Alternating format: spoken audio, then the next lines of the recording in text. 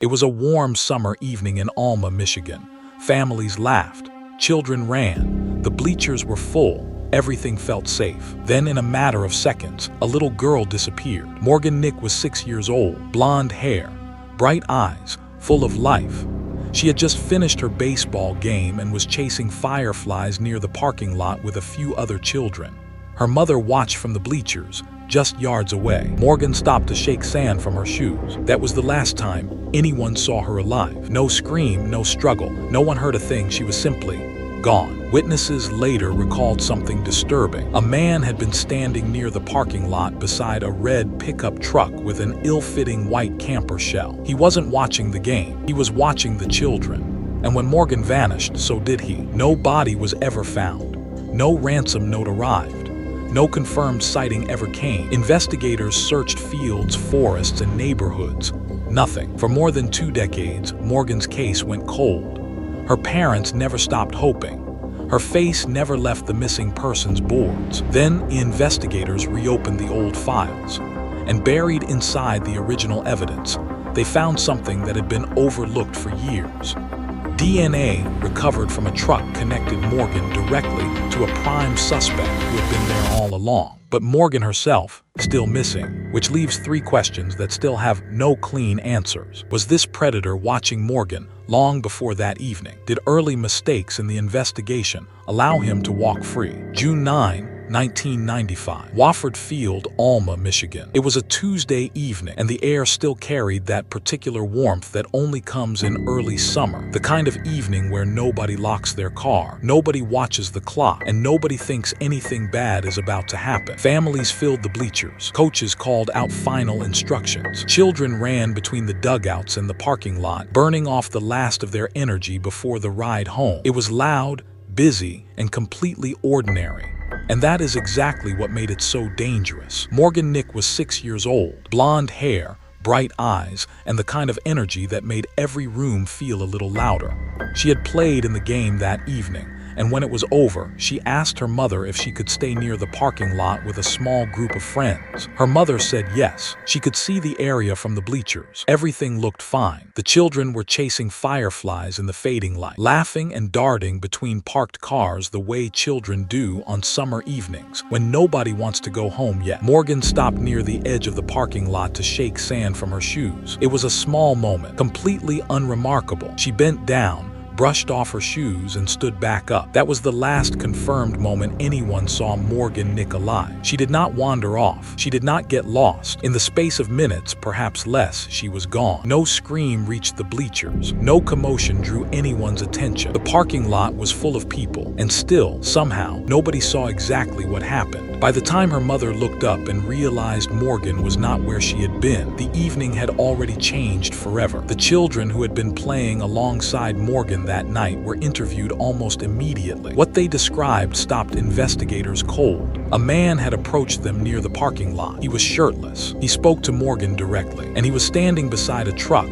a red pickup, older model, likely from the early 1980s, with a white camper shell mounted on the bed. The shell was too short for the truck. It did not fit properly, sitting awkwardly on the bed, slightly misaligned. It was the kind of detail that a child notices without fully understanding why it seems wrong, but it was the kind of detail that an experienced investigator understands immediately. A camper shell that doesn't fit can be removed. It can be swapped. It can be placed on a truck specifically because it is available, not because it belongs there. And it is large enough, easily large enough, to conceal a small child. Investigators began reconstructing the timeline almost immediately, and what emerged was deeply troubling. This man had not stumbled into the parking lot by accident. He had been positioned near the children before the game ended. Witnesses who came forward in the following hours recalled seeing the red truck parked in the lot for some time before Morgan disappeared. The man had been watching, not the game, the children. He had approached only after he had observed them long enough to feel confident. And when he left during the peak of the post-game chaos, when the parking lot was at its most crowded, most distracted, and most difficult to monitor. He had timed it. Whether that timing was instinctive or deliberate It worked. Nobody saw Morgan get into the truck, but the timeline allowed for almost no other conclusion. Within hours of Morgan's disappearance, a composite sketch of the suspect was distributed across Michigan. The truck description: red 1980s pickup, ill-fitting white camper shell, possible rear damage, went out through law enforcement channels and local media. The FBI was called in almost immediately, recognizing the hallmarks of a child abduction. Search dogs were brought to Wofford Field and deployed into the surrounding area. Helicopters swept the fields, tree lines, and rural roads outside Alma through the night. Volunteers gathered by the hundreds, then the thousands, moving in organized lines through every stretch of land that could conceivably be searched. Nothing was found. No trace, no clothing, no sign that Morgan had gone anywhere beyond the edge of that parking lot. And as the search continued and the tips began flooding in, eventually numbering in the thousands, investigators were quietly confronting questions that had no comfortable answers. Was this man a predator who had simply seen an opportunity at a crowded ball field and acted on impulse? Or was Wofford Field a hunting ground he had visited before? Had he watched previous games? Had he identified Morgan specifically? Or was she simply the child who was alone near the parking lot at the right moment? These are the questions that determine whether a predator is dangerous in one place or dangerous everywhere. And in 1995, investigators did not yet have the tools to answer them quickly. The truck haunted the investigation from the very beginning. An ill-fitting camper shell is not a standard feature. It suggests improvisation or deliberate preparation. Either way, it pointed to someone who understood, at least instinctively, that concealment mattered. Someone who had thought, even briefly, about what came after the approach. The first critical hours passed without resolution. The search expanded. The leads multiplied. Morgan's face appeared on news broadcasts across the country, and her name became known far beyond Alma, Michigan. But Morgan herself was not found, and the case that had begun as a frantic search was already becoming something investigators would carry with them for decades. A case defined not just by what was known, but by everything that remained, stubbornly and painfully unknown. Disappearance. The investigation moved fast, but not always in the right direction. Thousands of tips had come in from across Michigan and beyond. Every one of them had to be treated seriously. Every one of them consumed time, resources, and investigative attention that could not be recovered. And some of them, the ones that seemed most promising, turned out to cause the most damage. Reports began emerging from surrounding areas of a man attempting to lure young children into a red pickup truck. The descriptions were similar enough to the Wofford Field suspect to demand attention. Each report was investigated. Each one raised hope that a pattern was forming, that the net was closing. But the leads did not converge into a single, identifiable individual. They scattered, and the investigation, for all its momentum, began to drift. Then came the Stuttgart witness. A person came forward claiming to have seen Morgan alive, a confirmed sighting, specific in detail, seemingly credible enough to redirect the entire investigation toward a new geographic area. Resources shifted. Search efforts moved. For a period of time, this witness shaped the direction of the case in a significant and costly way. And then the claim collapsed. The sighting could not be verified. The details did not hold up under scrutiny. It was false. Investigators had followed it in good faith, but good faith did not return the weeks that had been lost chasing a lead that never existed. Not long after, a deaf man came forward with a confession. This, too, seemed significant. A confession in a high-profile missing child case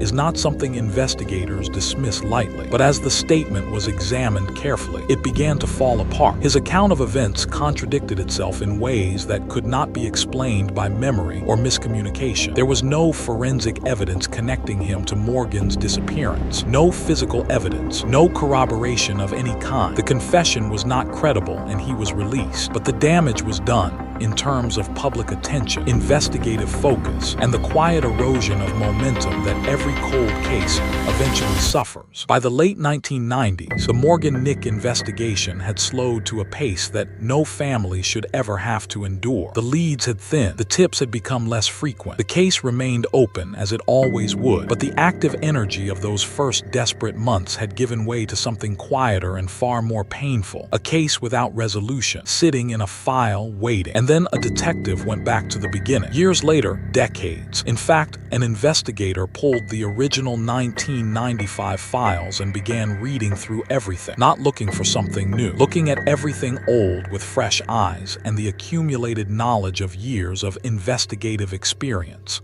And buried in those original records, a name surfaced that had never fully disappeared, but had never fully risen to the top either: Billy Jack Links.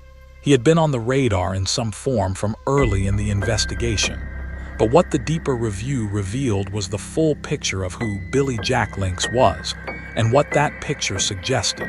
He had a prior offense involving a minor. That alone placed him in a category that demanded serious attention. But it was what happened 2 months after Morgan vanished that made investigators stop and read the file again very carefully. In August of 1995, a man approached an 11-year-old girl at a Sonic drive-in. He used money to separate her from her siblings, a calculated move, not an impulsive one. He spoke to her. He attempted to get her to come with him. When the situation did not go as he intended, he fled. In a red truck, the description of the truck matched, the behavior matched. The timing, 2 months after Wofford Field, placed him in the same geographic region, using the same approach, targeting a child in a similarly public but momentarily unsupervised situation. This was not coincidence sitting comfortably inside a file. This was a pattern, and yet Links had not been identified and pursued aggressively in 1995. The reason came down to something almost unbearably small: a license plate. During the original canvas and tip collection process, the plate number associated with Link's vehicle had been transposed. One clerical error, digits recorded in the wrong order. In an era before the kind of digital cross-referencing that investigators have today, that single mistake was enough to delay identification. By the time the error was caught or the connection reconsidered, time had passed. Opportunity had narrowed. When investigators eventually searched Billy Jack Link's truck, what they found inside was not the inventory of an innocent man. Hair fibers, rope, duct tape, a tarp, biological evidence. Each item, taken alone, might be explained away. Taken together, in the truck of a man with a prior offense involving a minor who had been seen 2 months after Morgan's disappearance attempting to lure another child in a similar fashion. The contents of that truck told a story that was difficult to interpret as anything other than deeply incriminating. But the legal landscape of the 1990s was not what it is today. Evidence preservation standards were different. The forensic tools available to investigators were more limited, and the laws governing what could be charged, and on the basis of what evidence, created obstacles that the case could not fully overcome. What emerged from the re-examination was a conclusion that seasoned investigators found deeply troubling. Billy Jack Links may not have simply been a suspicious figure in the background of Morgan's disappearance. He may have been identified twice and escaped both times, once at Wofford Field, once at a Sonic drive-in 2 months later, and both times through a combination of chaos, error, and the limitations of the era. He had walked away. That is not just an investigative failure. That is the kind of failure that changes everything about how a case is understood and how its outcome might have been different. For 25 years, the red pickup truck sat in the world as an ordinary vehicle. It changed hands. It was driven on ordinary roads by ordinary people who had no idea what it had once carried or what secrets were still locked inside its seams. Investigators had never stopped thinking about it, but finding it after 2.5 decades required the kind of patience that most people cannot sustain and most institutions struggle to maintain. When investigators finally located Billy Jack Link's old truck, it was still in circulation, still being used, still intact enough to be processed. That fact alone, that the truck had survived 25 years without being destroyed, without being crushed or stripped or lost, was the first thing that went right in a case that had seen very little go right for a very long time. The FBI took possession and began processing it with the kind of thoroughness that only becomes possible when investigators know exactly what they are looking for and exactly why it matters. They did not simply examine the surfaces. They went deeper into the hidden scene, into the spaces between panels and upholstery and metal that accumulate trace evidence over years without anyone ever noticing. The areas of a vehicle that are never cleaned because most people do not know they exist. And in those hidden spaces, they found hair. Hair is not always enough. In forensic terms, Hair without a root, without the follicular material that contains nuclear DNA, has historically been one of the most frustrating categories of physical evidence. It can tell investigators certain things. It cannot always tell them enough. The hairs recovered from Link's truck had no usable root for traditional DNA testing. In an earlier era, that would have been the end of that particular line of inquiry. A promising piece of evidence that simply could not be taken far enough to matter in a courtroom or a public identification. But the era had changed. In 2023, forensic scientists applied a testing method that had not existed when Morgan Nick disappeared and had only recently become reliable enough for use in serious criminal investigation. Kin-SNP testing, a form of analysis that works on the DNA contained within the shaft of a hair rather than the root, was performed on the recovered samples. The technology does not require what older methods require. It works with what is there, extracting a DNA profile from material that would previously have been considered insufficient. The results came back, and they pointed in one direction. The hair recovered from the hidden seams of Billy Jack Link's truck was linked, through DNA analysis, to the family line of Colleen Nick, Morgan's mother. Investigators did not stop there. Family members were tested and systematically eliminated. One by one, the people within that family line who could have been the source of that hair were ruled out through comparison. The process was careful, methodical, and deliberate, because the conclusion it was building toward was not one that could afford to be rushed or imprecise. When the elimination was complete, the logical source that remained was Morgan herself, a 6-year-old girl who had disappeared from a baseball field parking lot in Alma, Michigan on the evening of June 9, 1995, had almost certainly been inside Billy Jack Link's truck. Her DNA, recovered from a vehicle that had been sitting in the world for 25 years, placed her there with a degree of scientific confidence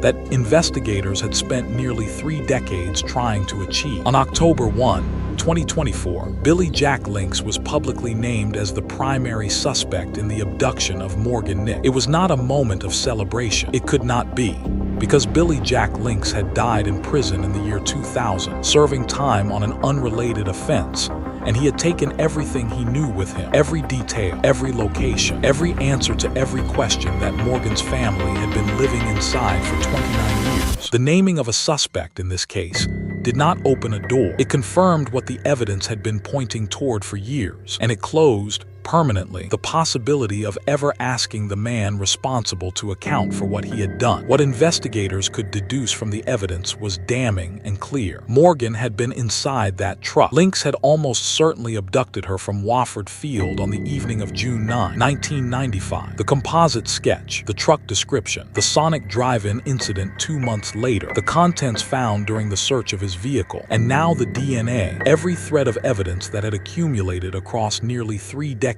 pointed to the same man. But deduction is not the same as knowledge, and there are questions that the evidence, for all its power, cannot answer. Where did Billy Jack Links take Morgan after he left that parking lot? The rural geography surrounding Alma offers no shortage of isolated locations, properties, areas that could have been known to a man with local connections, and a reason to avoid being seen. Were there disposal sites tied to properties he had access to? Were there locations that have never been searched because investigators never had sufficient reason to search them? And perhaps the most disturbing question of all, one that investigators have considered carefully and spoken about with measured caution: was Morgan Nick his first victim? A man with a prior offense involving a minor who 2 months after abducting a 6-year-old attempted to lure an 11-year-old using the same basic method, does not fit the profile of someone acting on a single, isolated impulse. Patterns have beginnings, and the beginning of this particular pattern may extend further back than 1995. Billy Jack Links is dead. The truck has been processed. The DNA has been analyzed, and Morgan Nick has still never been found. The evidence has named the man, but the answers he carried died with him. There is a particular kind of unresolved that is harder to carry than not knowing at all. It is the state of knowing almost everything, knowing who, knowing how, knowing when and still not knowing where. That is where the Morgan Nick case stands today. And that distinction matters more than it might appear, because it is the difference between a family that has answers and a family that has evidence without resolution. Morgan Nick has never been found. There is no recovery site. There is no homicide scene. There is no confession recorded anywhere in the case files.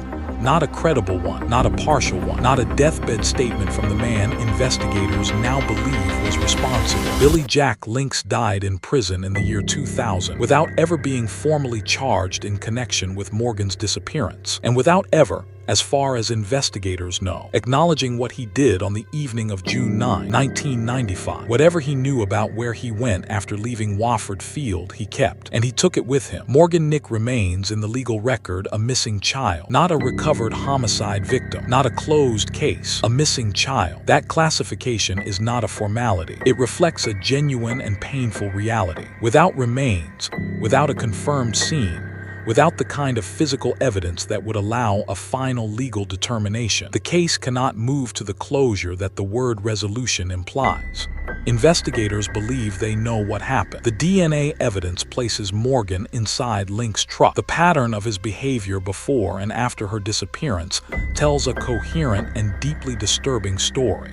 But belief, even belief grounded in scientific evidence, is not the same as the full account that a family deserves and that the law requires. The potential burial or disposal location remains entirely unknown. Links had connections to properties and areas that investigators have examined and continue to consider. But without a confession, without documentation of his movements in the hours and days after June 9, 1995, and without the kind of witness account that has never materialized, the search for where Morgan was taken after she left that parking lot has no confirmed endpoint. It remains open. Investigators have not stopped considering it, and the possibility that additional witnesses exist, people who saw something in 1995 and did not understand its significance, or who have carried knowledge in silence for 30 years, has never been fully closed either. The failures that allowed this case to reach this point are not comfortable to examine, but they are important. A license plate transposed by a single clerical error